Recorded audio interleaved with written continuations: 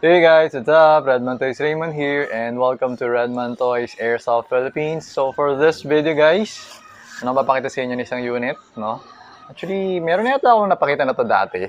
Nagawa ko na ng video to before pero sa Facebook natin kasi siya pinost, no?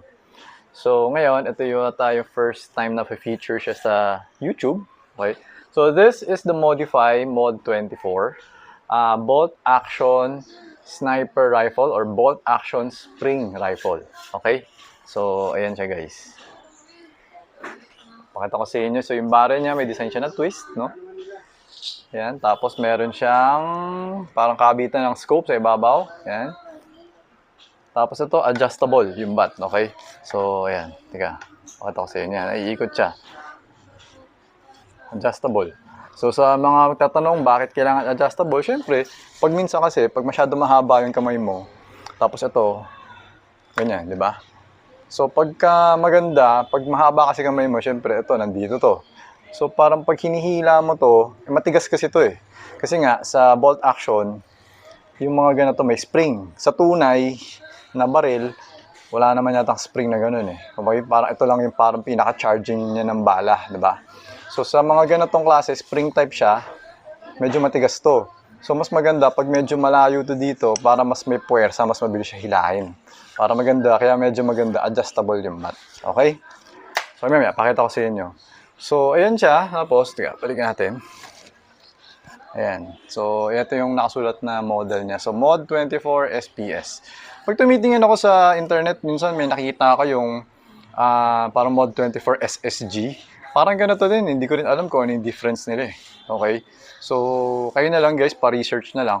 Pero tinatanong ko kasi si supplier, sabi sa ni supplier, parehas daw, iba lang daw pangalan. Okay? Si Novreach, kung mapapansin nyo ba meron Novreach na ganito. Hindi ko alam kung ano yung pangalan na ginamit niya eh. Ganito rin yun. So, pa kung di ako nagkakamali, si Modify din gumawa nun. Okay? Modify is a Taiwan brand. Okay? So, ayan, guys. So, meron siyang kabitan dito ng... Meron siyang accessories. Okay, wait. Pakita ko sa inyo yung accessories na kasama niya. Ayan. So, meron siya nung parang kakabit naman ng LED, may battery, di ba?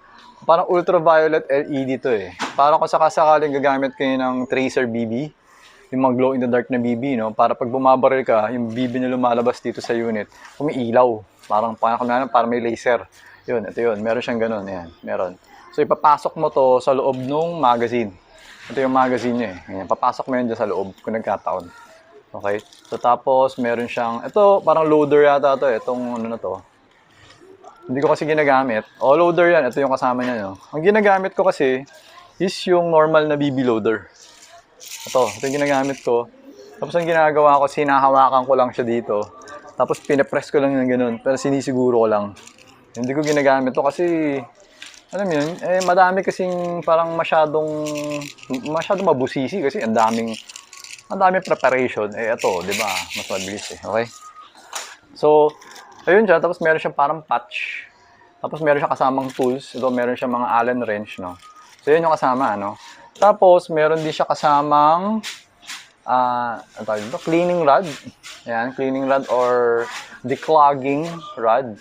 So, yung kabilang dulo, merong, ayan, may butas para panglinis ng barrel. Tapos, pag nagbabara, ito naman yung gagamitin mo pang push. Okay? Tapos, meron siya, ito yung mount.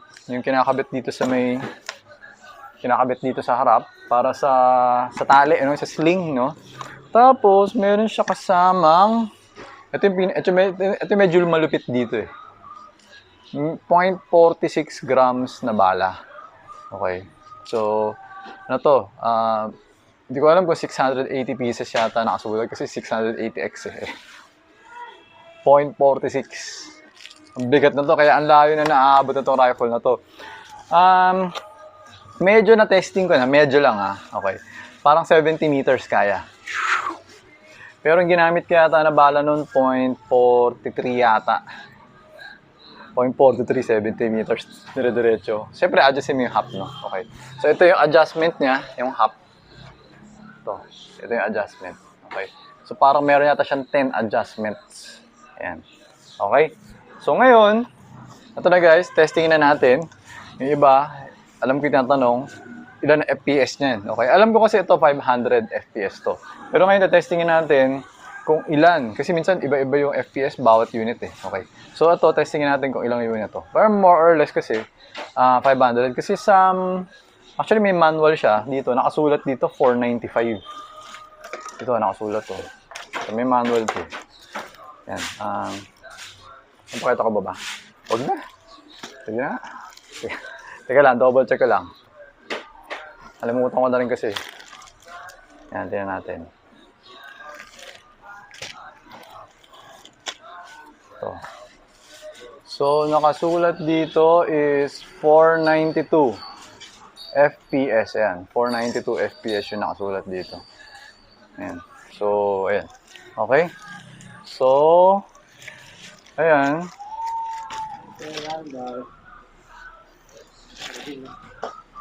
Okay, so ngayon, testingin na natin tong unit. So, medyo madami yata nilagay ko na bala. Okay.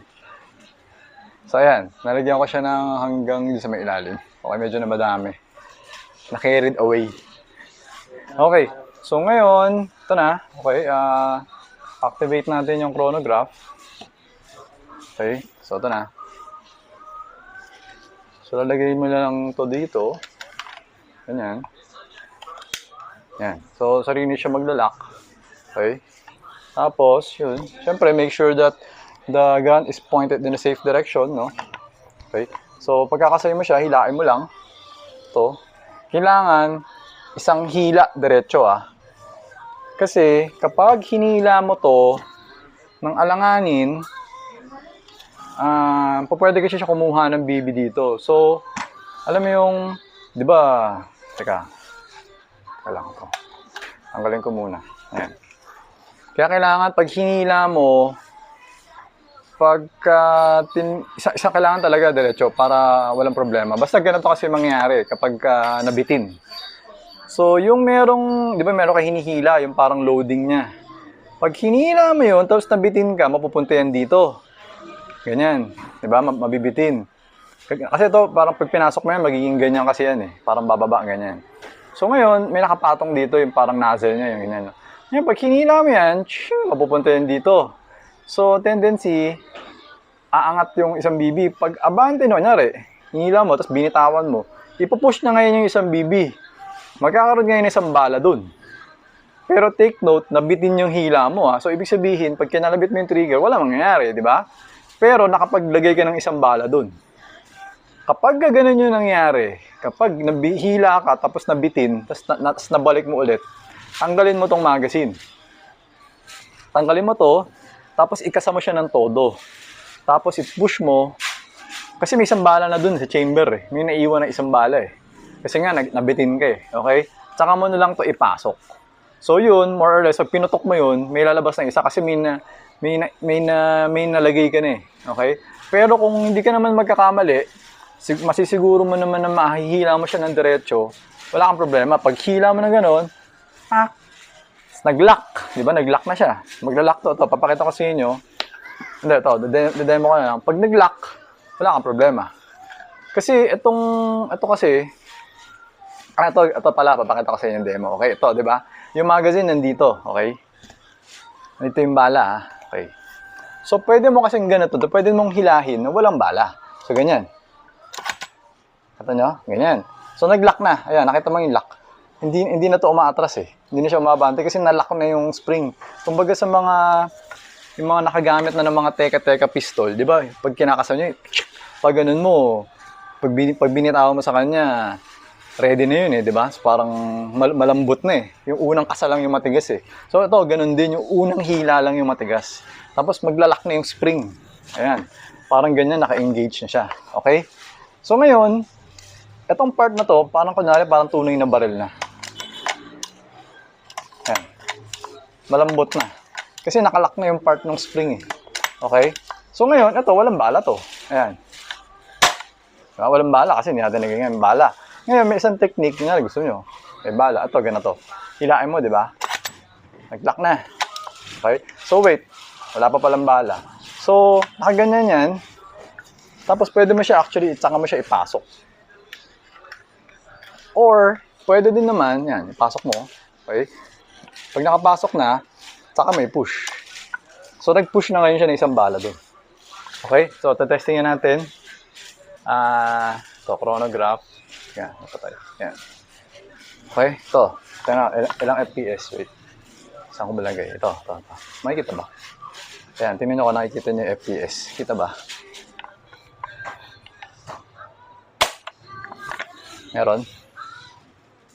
520.7. Lakas ito ah. Ito yung pinakamalakas ah. Okay. Saba. Ayan, nag-gets yung isang style. Ngayon, ito nakabit na, di ba? So, kaya kailangan, importante, maganda adjustin nyo to. Para pag hinilan mo, sakto isang buo. Yan, di ba?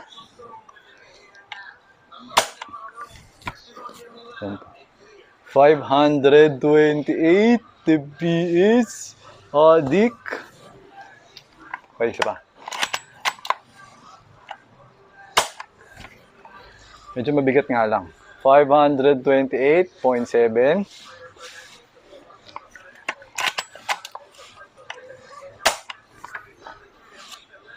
531. Tumataas ah. Bakit tumataas to? Ano ko tanongin kung bakit? Hindi ko alam.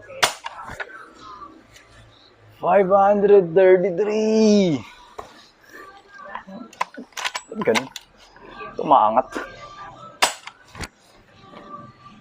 532.7.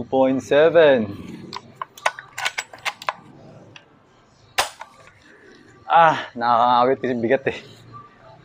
537 guys. Abot ba ng 550 to? Hindi naman. Actually dapat di nagbabago to eh. Pero hindi ko alam bakit tumataas eh. The basic explanation kung bakit tumataas yung FPS is naaayos yung compression niya. Kumbaga parang nag-i-improve yung compression sa loob. Okay? This is actually a made in Taiwan rifle. So, yun siguro is sa mga dahilan kasi maganda yung quality niya. Okay? So, ito, 533.1.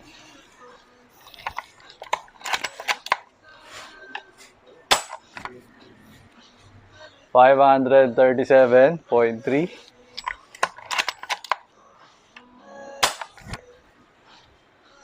535.7.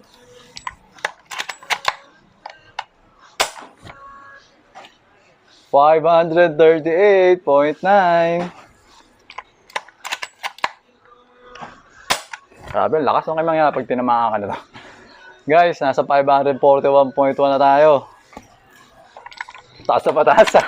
Hindi ko alam bakit. 534.5. 541 yung highest natin, no? Ang swerte nung nakakuha na tong rifle na to. 536.3.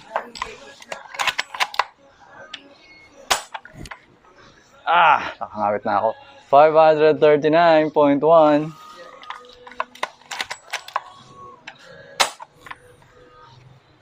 540.3. Lakas talaga. 536.9. Okay na ako. Medyo nangawit na ako eh. Ang bigat eh. Okay. So, ayun. Actually, Sir Erwin, congratulations. Ito yata yung pinakamataas ng Mod24 na bolt action rifle na na-testing ko. Okay. Actually, order ni Sir Erwin. Okay. Ngayon, guys, meron pa pala ako isang sasabihin, no? Siyempre, iba sa inyo, bumibili ng unit na gusto malakas yung FPS, tapos lalagyan nyo ng steel na BB, di ba? Okay. Actually, ganun yung medyo ginawa ni Sir Erwin. Yung isang piston niya, nilagyan niya ng steel BB, tapos nagkakaproblema siya, tapos dinala niya sa akin. Mabuti na lang, walang nasira dun sa unit. May mga natanggal lang na parts na kalas. So, nung kinalas ko siya, nabalik ko naman. So, okay naman yung unit niya. The problem kasi guys, pag gumamit kayo ng steel BB, lalo na yung sa kanya, sabi ka, bumili daw siya ng steel BB, ginamit niya, nabili daw niya si Shopee.